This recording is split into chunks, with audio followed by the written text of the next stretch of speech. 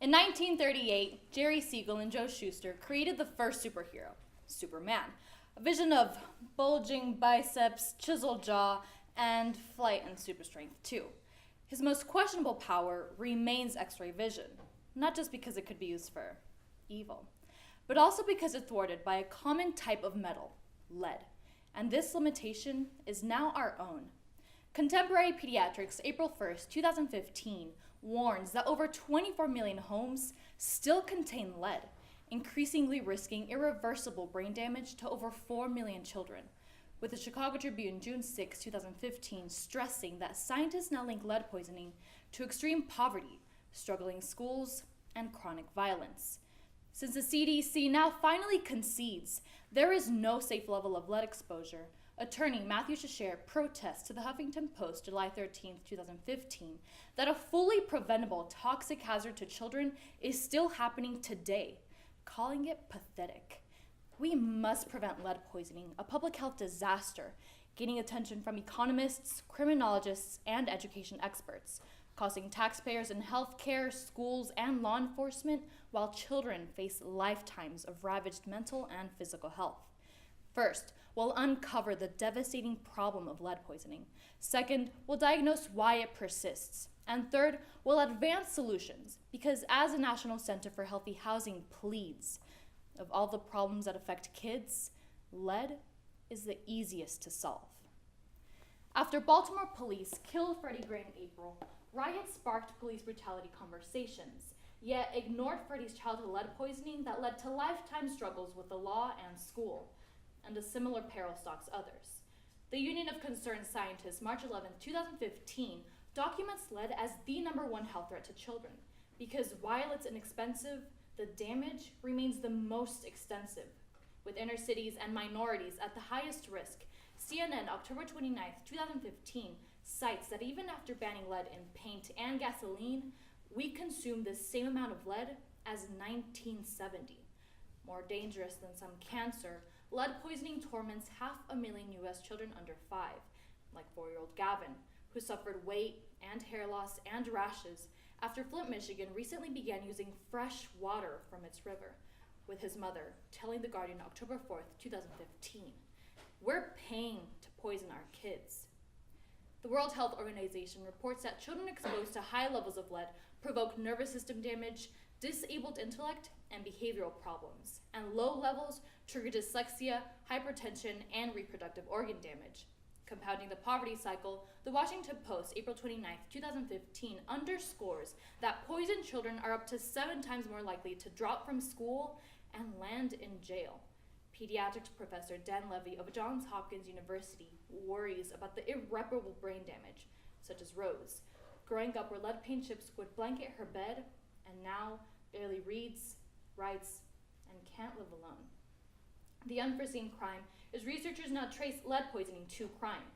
Harvard University researchers, June 25, 2015, record that childhood lead poisoning incites ADHD, impaired impulse control, and low IQ, hatching an aggressive adult, handicapped to consider future acts, and leading to high crime rates, violence, and fatalities. Ruth Norton of the Coalition to End Childhood Lead Poisoning sums it up in Time, May 7, 2015. If we've poisoned the child, they can't learn. I don't want to fill our jails with kids.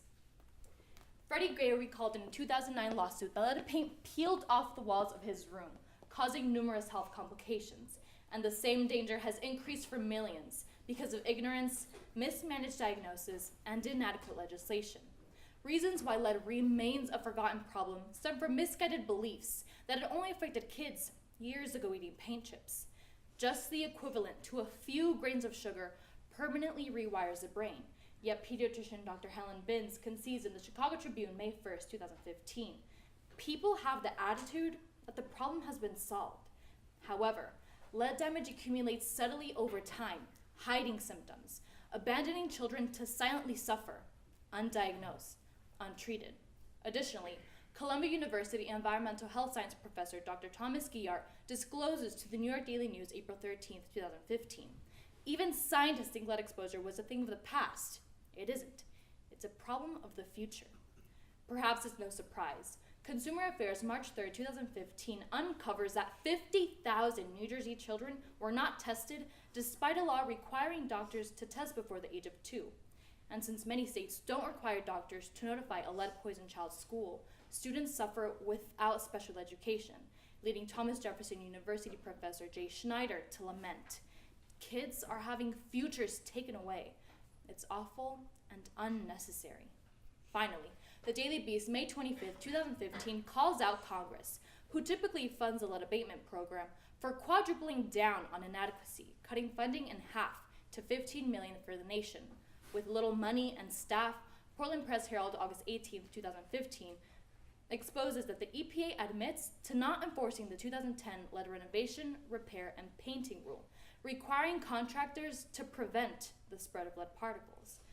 This strategy to battling lead poisoning proves callous. Find poisoned children, then clean up the lead, leaving children like canaries in a coal mine.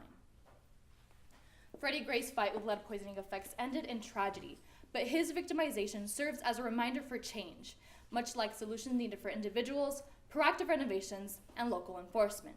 First, NBC News, May 25th, 2015, recognizes that if your house was built before 1978, even if it's been renovated, presume it contains lead until tested. Also, avoid painted toys, furniture, and decorations made outside the U.S., imported candies, some cosmetics, especially lipstick, and wash your hands after handling firearms. A simple blood test can verify lead exposure, as Dr. Lawrence Reynolds, president of Mott Children's Health Center, advises in U.S. News, September 25th, 2015. No amount of lead is good. Pay now or pay later. Second, toxicologist Dr. Andrew Smith recommends in the Bangor Daily News, August 18th, 2015, that we prevent lead exposure by enforcing local codes, even condemning and demolition. Nationally, research from Tulane University and Colorado State University acknowledges that $20 billion per year for lead abatement would return savings of $200 billion annually by reducing crime by 10%. This investment would alleviate the decades-long struggle for impoverished communities, especially children that have borne the burden of lead. Third, the EPA, November 23, 2015, maintains they are most effective when collaborating with local and state public health agencies, recently applying systematic enforcement of New England contractors in communities burdened by lead poisoning. Yet child testing remains paramount, as the Washington Post, April 29, 2015, highlights Maryland's efforts, requiring parents to test children before entering kindergarten, with healthcare providers covering the cost. Maryland's Secretary of the Environment avows, "We are making progress, yet have more to do to win the battle against childhood lead poisoning." First, we assess the increase in lead poisoning. Second, we diagnose why it persists. And third, we detailed solutions for how we can prevent homes from harboring poison.